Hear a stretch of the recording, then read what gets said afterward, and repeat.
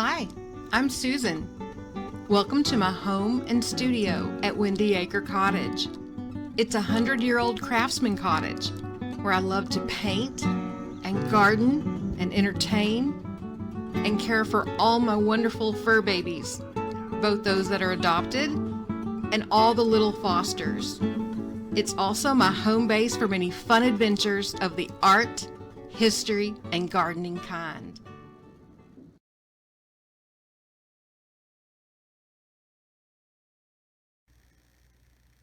Today we're going to be working on some watercolor skills and not necessarily paint a pretty picture, but I think you'll find these helpful. And I do this particular exercise in the Foundations of Watercolor classes that I'm teaching in Spring Hill and in Franklin right now. So if you are so inclined, grab your watercolor set and a large piece of watercolor paper and we'll get started. So the first step in the class is to talk about how we prepare our paper. I've already created 2 videos on this subject, so I'll link to those in the description. Otherwise, we'll go on to exercise number 2.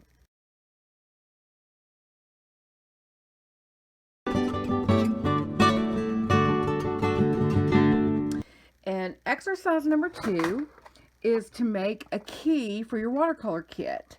Now this particular kit came with the paper that already fits inside with the little divisions already spaced out. Now not every kit is like that, but what you would do is line up your paints with your key and paint a little bit of that paint in each square so that you can tell which goes with what. For example, when you look at this color right here, if I move it in the light, you might be able to tell it's green, but honestly, can you tell this is blue, black, or purple, blue, black, or purple, blue, black, or purple, blue, black, or purple? Can you tell if that's black or green? So when you have your key, you can see there's not a black in the group. Everything that I was saying blue, black, or purple was either blue, green, or purple. Sometimes even your reds get so dark, it's hard to tell. So you always want to make a key, and that way you don't have to guess about what color you're going for. If you look here, this color and this color and this color are so similar. It's like, which one is red? Well, that one is more orange. This one is more magenta. And this would be our truest red. It's important to make these keys. So, what are we going to do next? This kit right here, I had never made a key for. And this is probably one of the kits I use the most. You can see how many colors are in here.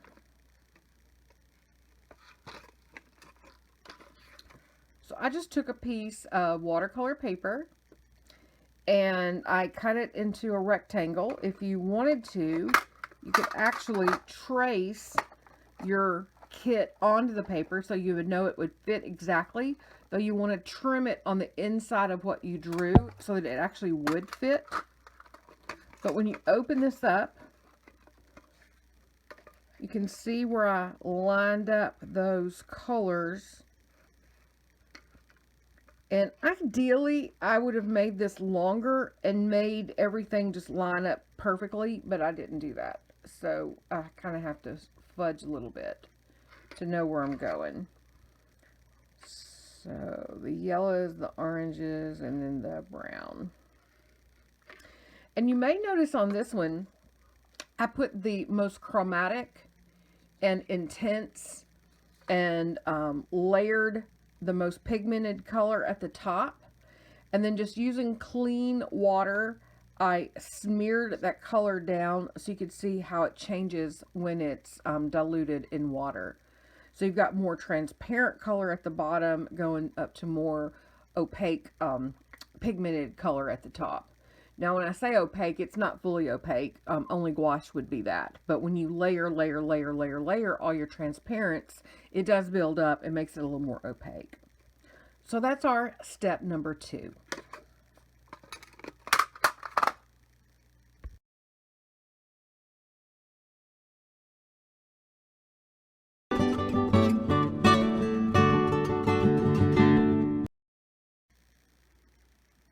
Our third exercise is going to be working on a color wheel.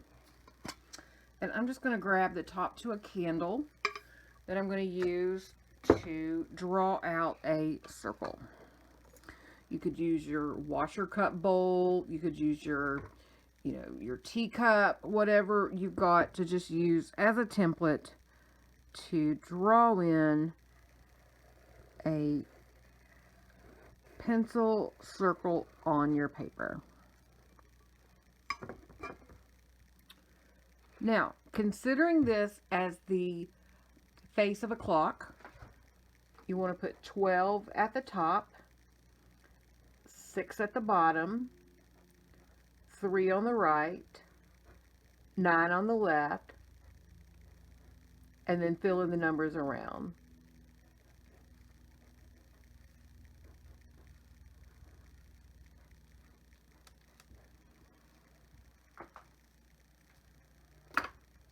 Grabbing a paper towel and a watercolor brush, we will wet the brush, and then choosing what is your most chromatic primary red. I want you to paint a square swatch of red in the 12 o'clock position and clean your brush.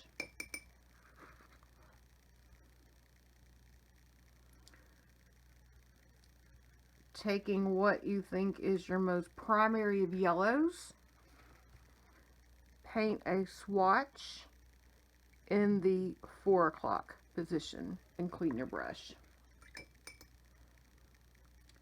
Taking what you think is your most primary blue,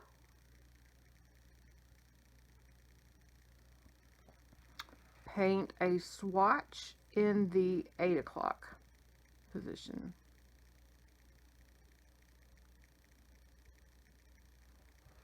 And clean your brush. Now, most watercolor kits come with a variety of colors, but at this point we're going to be working with our 3 primaries. So taking that same red, make a little puddle here to the side, clean the brush, grab some of that yellow, mix it together, and in the 2 o'clock position, I want you to paint an orange swatch, clean your brush. Grab some yellow, start a puddle, clean your brush, grab some of that blue, create a green, paint a swatch in the 6 o'clock position. Clean your brush. Grab some red, make a puddle, clean your brush, grab some blue, add it,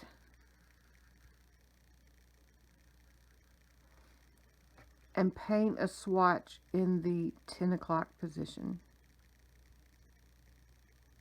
Clean your brush. So now not only do we have the primaries, but we have the secondaries. Your primary colors are red, yellow, and blue. Your secondary colors are orange, green, and purple. The primary colors have a value of 1. The secondary colors have a value of 2. So if you take a 1 plus a 1, you're going to equal a 2. If you take a red and a yellow, you get an orange. If you take a yellow and a blue, you get a green. If you take a blue and a red, you get a purple. So what I want you to do now is go back to your kit and find the orangest color. Orangest or orangiest. But I want you to paint that right beside your mixed color. Clean your brush. I want you to find your greenest green.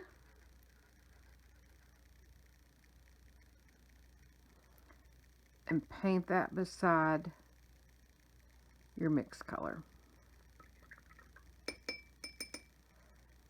Find your purplest purple. And paint that beside your mixed color.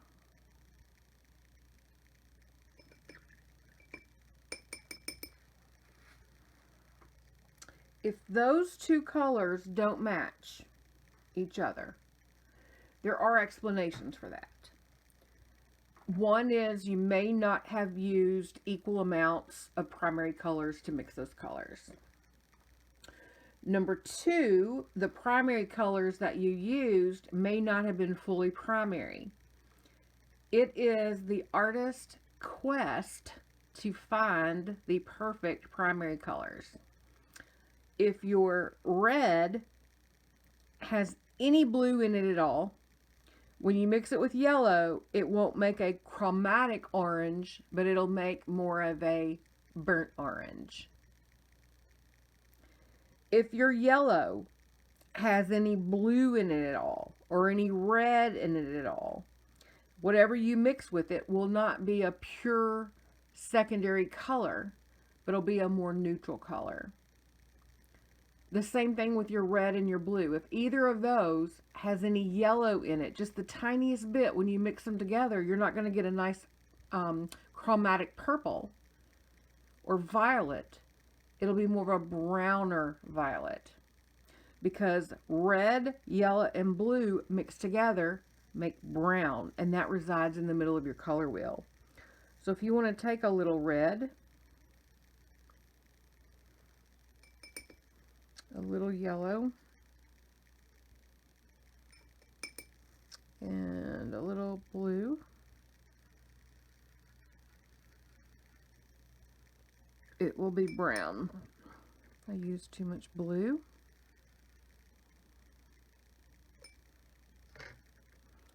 So I have to add a little more red and yellow. And that will reside here in the middle. So paint your brown square swatch in the middle. Brown is your warm neutral. So what would be your cool neutral? That would be gray. And even though I mixed a red, yellow, and blue to get this color, I could have mixed red and green. And why is that? Because green is blue and yellow. I could have mixed orange and blue to get this color. And why is that? Because orange is red and yellow. I could have mixed yellow and purple to get this color.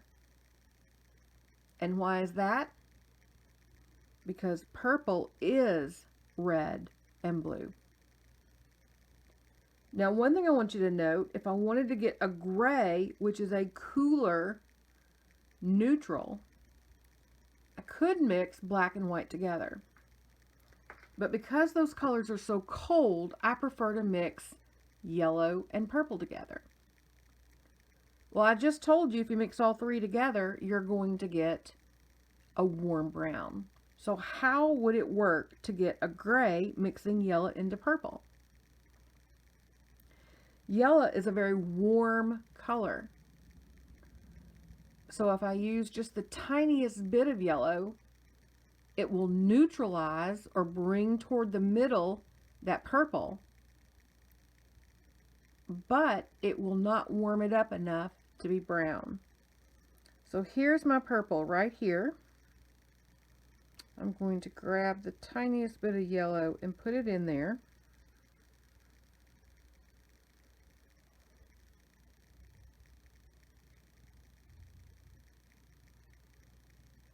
And you can see it's going to the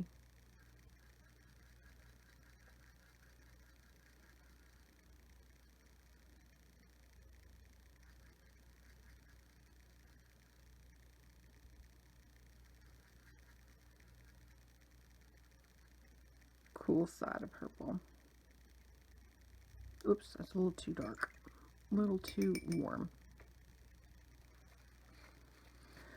One of my ways to cheat pulling color out is just dabbing it. Maybe putting a little more water on there and dabbing it.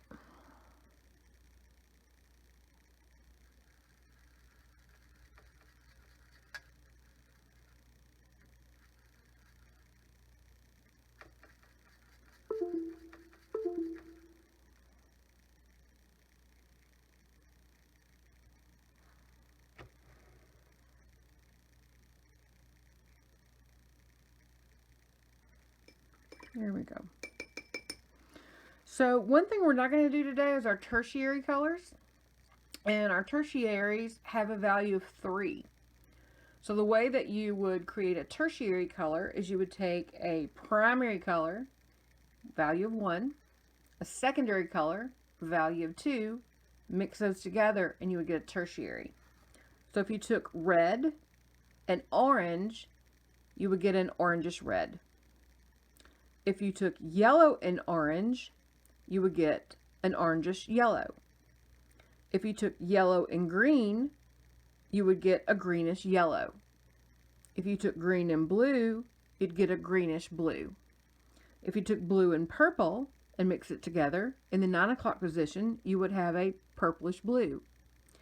If you mixed a purple and a red together, in the 11 o'clock position, you would get a purplish red. I think that's too confusing to work with all 12 colors.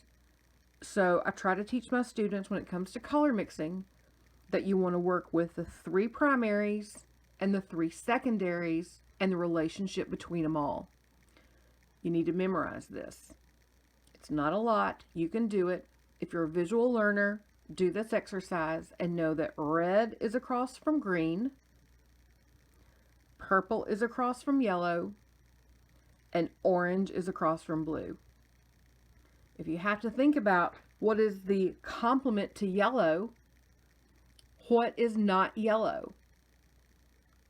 Well, what is not yellow is red and blue. And mix those together and you have purple. And it's straight across on that color wheel. What's the complement to green? Well, what is not green? Green is blue and yellow. But green is not red. So straight across on that color wheel is red. They're complements. Okay, that's enough for this exercise. And we're going to not just put this away, we're going to move it and work on another exercise lower on the sheet of paper.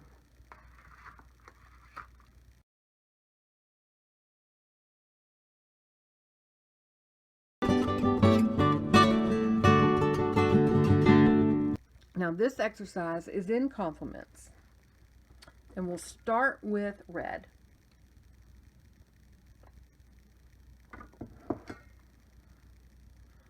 I'm going to actually move my washer cup here.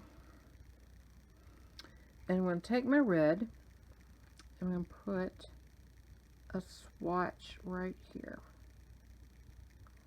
In fact, I'm going to move some red here. So the complement is green. So I'm going to take the tiniest bit of green and add it to my red.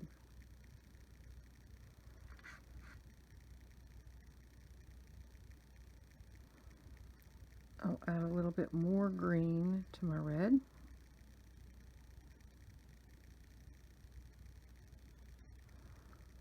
And a little more green to my red.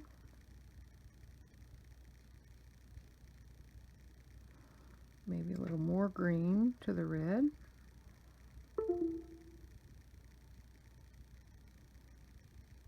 Clean my brush and go with straight green this time.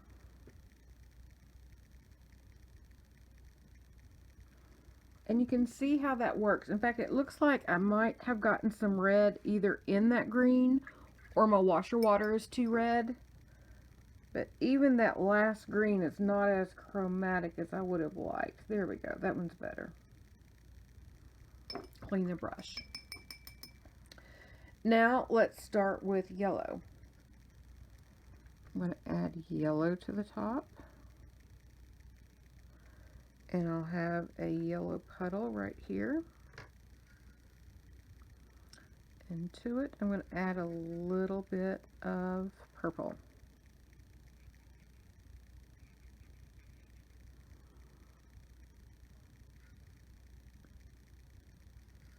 Maybe a little bit more purple.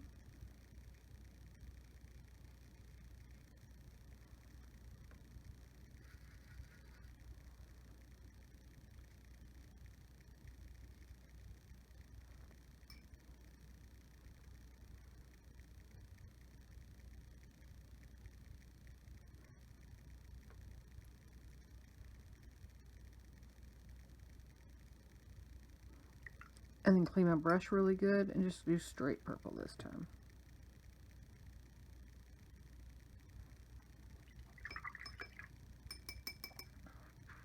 Now I'm going to take straight blue. And I'm going to mix a little puddle over here.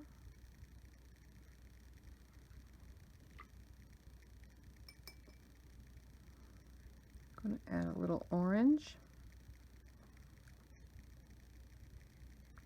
And see how it neutralizes that blue? Also lightens it. A little more orange.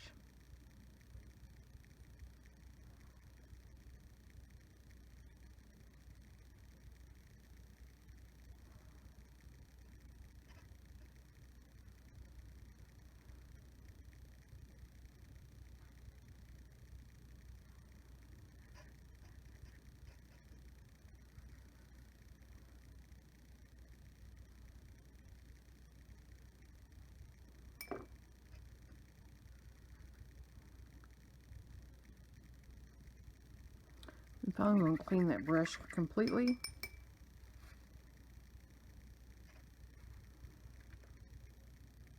And use some straight orange.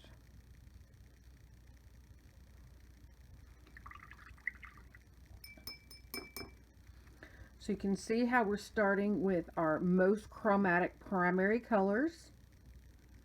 We're going through the color wheel. Somewhere around in here, we're hitting that neutral brown color. And then we're coming out on the other side with the complement. And that's exercise number 4. So 1 was how to prepare your watercolor paper. Number 2 was preparing your watercolor set key. Number 3 was preparing the color wheel and the complements. And number 4 is mixing those complements, showing the chromatic edges and the neutral center.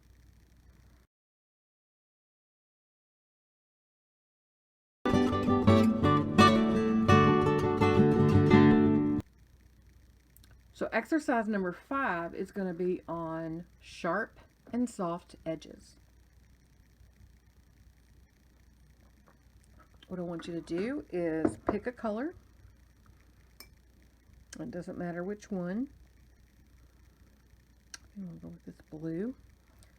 And paint a long, thin rectangle on your paper.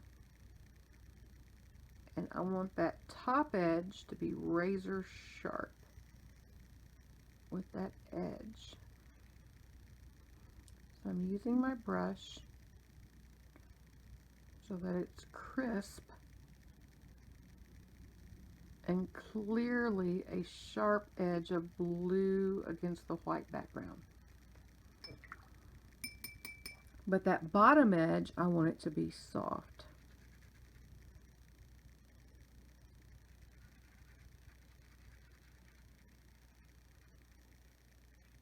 So I'm going to add some water.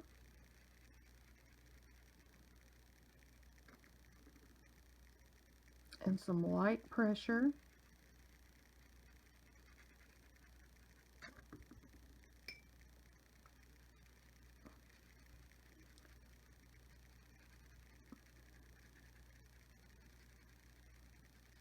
And I'm blending that pigment into the paper until we just don't have an edge at all.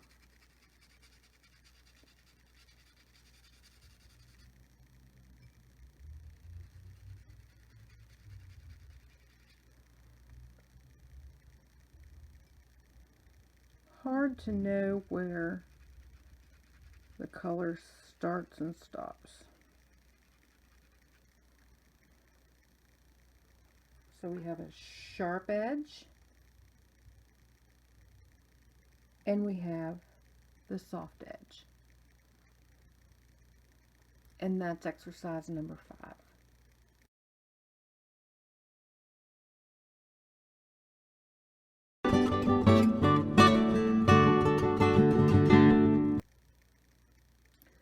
So exercise number 6, which is our last exercise, is to talk about tints and tones.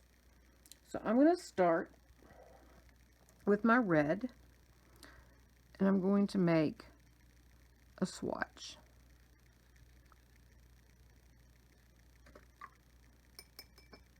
And to go lighter, I can add more water and let the white of the paper show through to make pink. And pink is a tint, T-I-N-T, a tint of red. I can add more water and go even lighter. And more water.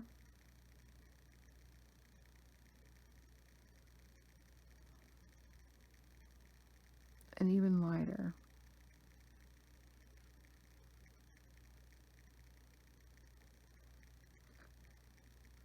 And more water. And even lighter. But if I want to go darker, I'm going to be making a shade of red. And for this, I'm going to choose a little black. And a shade of red might be a burgundy or port or anything in the, oh, wrong one. Anything in the maroon.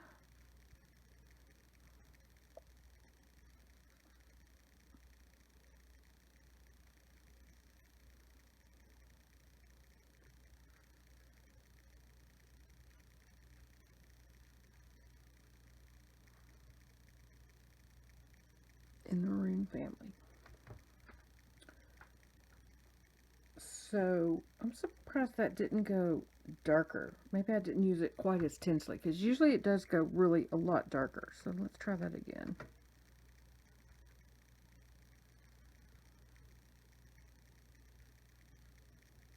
There we go.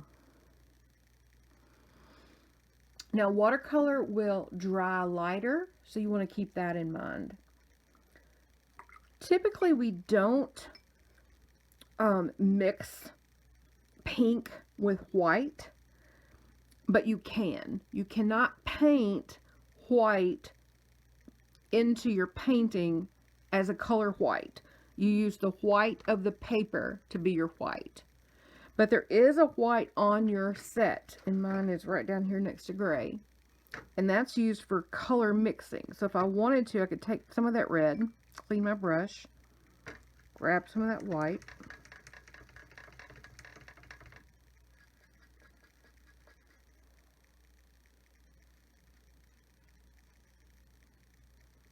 grab some more white,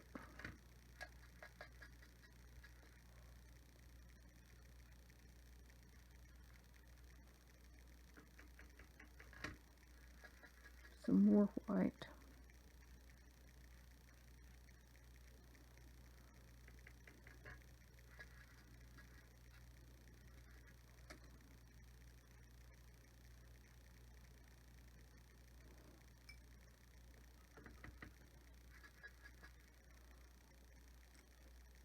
And you can see the difference when you mix it with white.